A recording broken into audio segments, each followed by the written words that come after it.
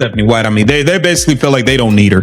They don't need her. At this point, they just need to move on and break this relationship up. Send Caitlin Clark off so you guys can do your thing in Indiana. And that's just that, man. But it's disgusting. The plan whatever plan was put in place for Caitlin Clark to be playing 2 minutes at a time and then riding a bike. Just ridiculous, man. We got to get into what Stephanie White and Kelsey Mitchell had to say. They don't feel like they need Caitlin Clark, man. The single most toxic, heartbreaking, and shocking betrayal in the entire history of professional women's basketball has officially exploded behind closed doors, and the Indiana Fever franchise is currently self-destructing on a global stage.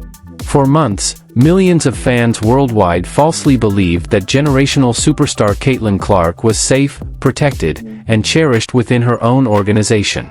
But tonight, the ugly truth has been completely ripped wide open, exposing a ruthless internal conspiracy designed to force the face of the league completely out of Indiana.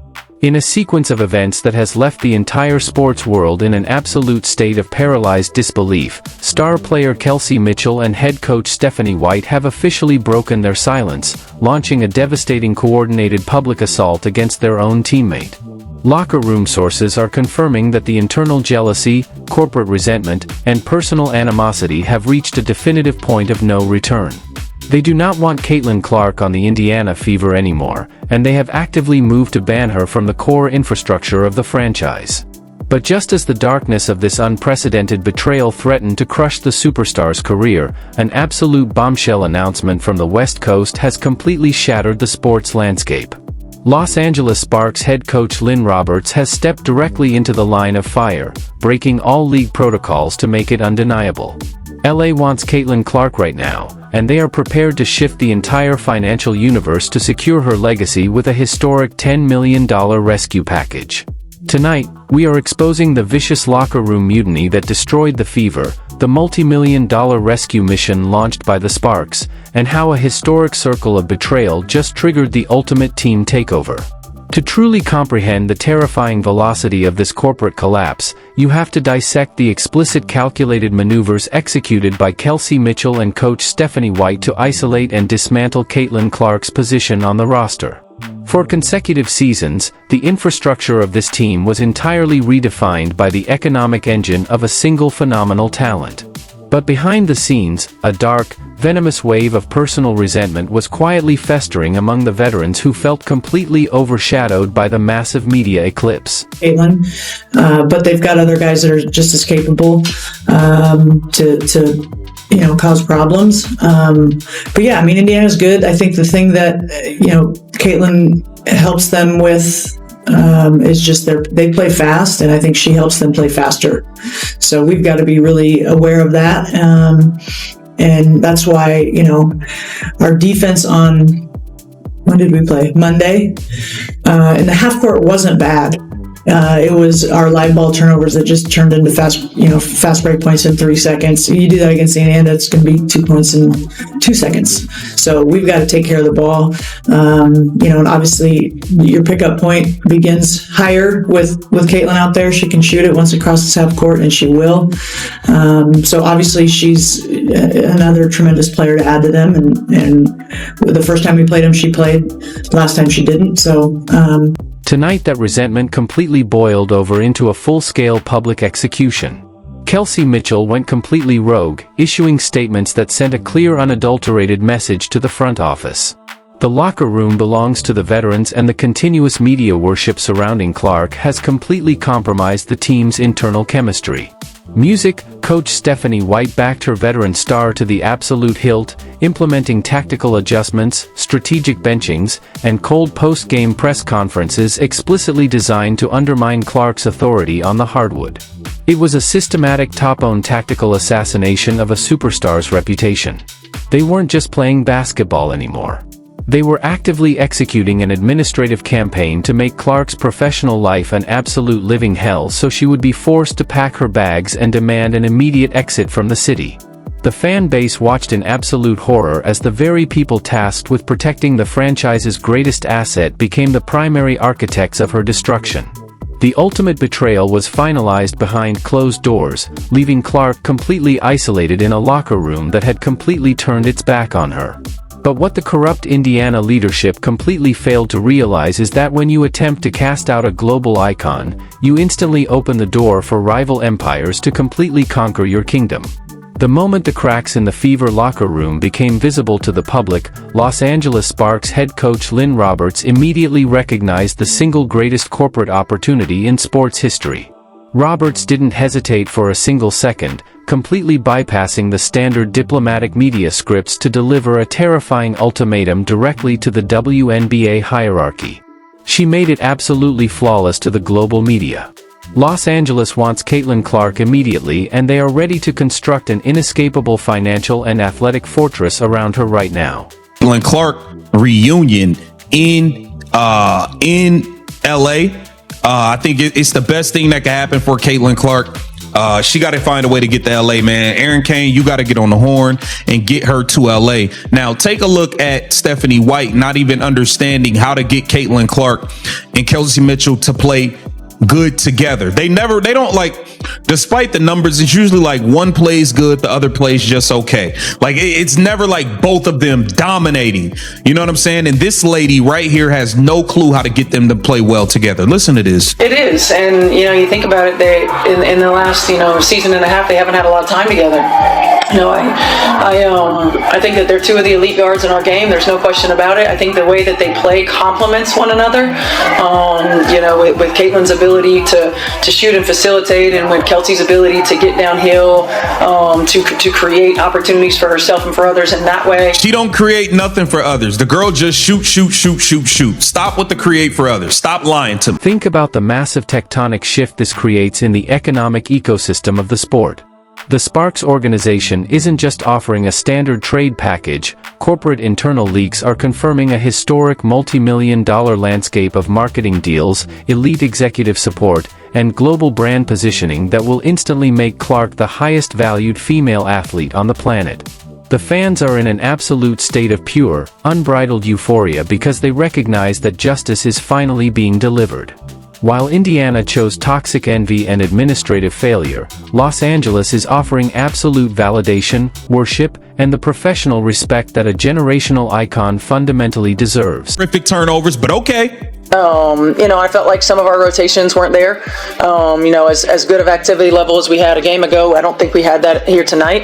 Again, it's big when you don't have an AB on the floor. Certainly, we didn't have Sophie early as she locked up early. Before even warm up, so we didn't have her early as well. So I think more than anything, collectively, just a team defensive effort, making sure we're in our rotations, having each other's back. It wasn't there consistently. Trash as a coach. Now let's get into Kelsey Mitchell acting like she don't even care. Like she don't need Caitlin. Like it's crazy, man. It's about showing up.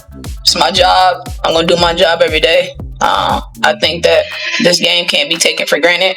You gotta respect it. You gotta pour in whatever you got into it, and give that every time. I don't think there's an excuse that you can give to do this job, and I think that I do my damnedest to make sure that I show up. If I can lace them up and I can do what I need to do, then I'm gonna do it. I respect that, but damn, it seemed like are you trying to say Caitlin not giving her all, not lacing them up, doing what she got to do? Well, what are we talking about here? Ultimate beautiful twist of poetic justice in this chaotic narrative comes from the emotional heartbeat of the locker room itself. If Caitlin Clark finalizes this monumental move to the West Coast, she isn't just escaping a hostile environment, she is walking directly into the arms of her absolute best friend and ultimate emotional anchor, Kate Martin. The prospective reunion between Clark and Martin under the bright lights of Los Angeles has completely set the digital world on absolute fire. For years, their unbreakable bond has been the gold standard of basketball sisterhood. And now, destiny is aligning to place them on the exact same hardwood floor to wage war against the people who wronged them. This is the absolute end of the road for Kelsey Mitchell and coach Stephanie White's corporate regime by choosing to betray the single biggest financial driver in the history of the sport. They have successfully guaranteed the total economic and athletic demise of the Indiana Fever franchise. We need to get this thing done. Take it away, Coach. John Davis with the Southern California News Group. Coach, You're going to be playing against Caitlin Clark. It's her first game back. She just told us she's going to be on a minutes restriction. But regardless of that, how do you want to see your team approach playing, their two all-stars and the rest of the team that they're going to have out there? Yeah, I mean, Indiana's good. They're playing really well right now.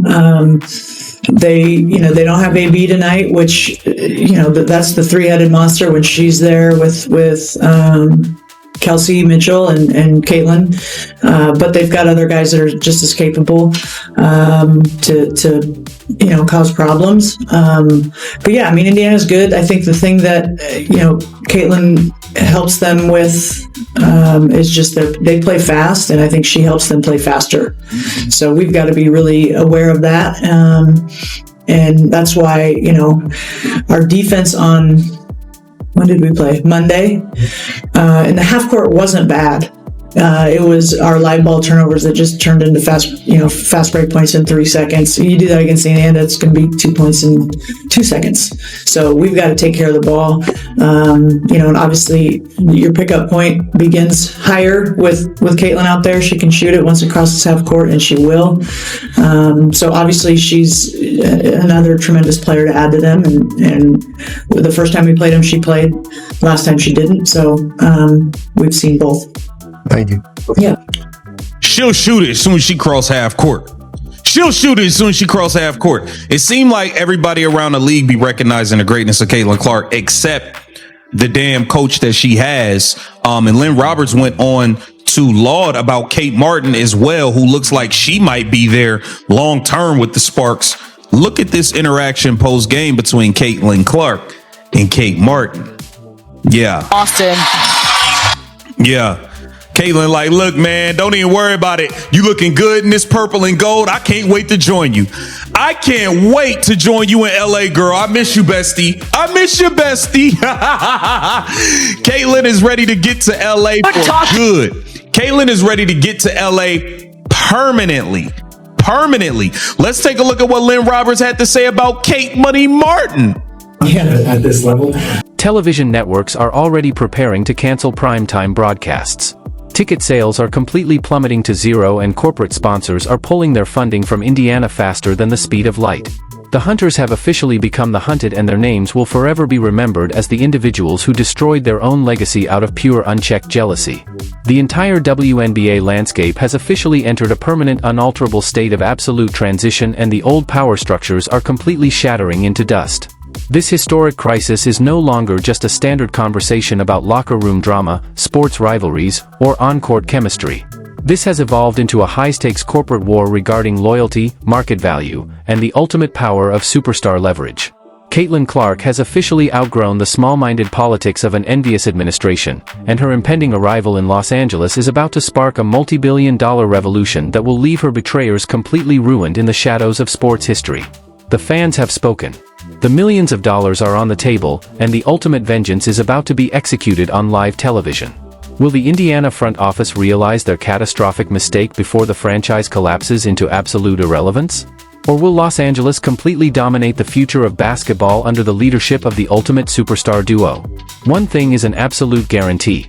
The global sports community is watching every single corporate move from this second forward with a microscope. Make sure you smash that subscribe button and turn on your notifications right now, because this war of betrayal is hitting its absolute boiling point, and the real explosion is about to change everything forever. Ever.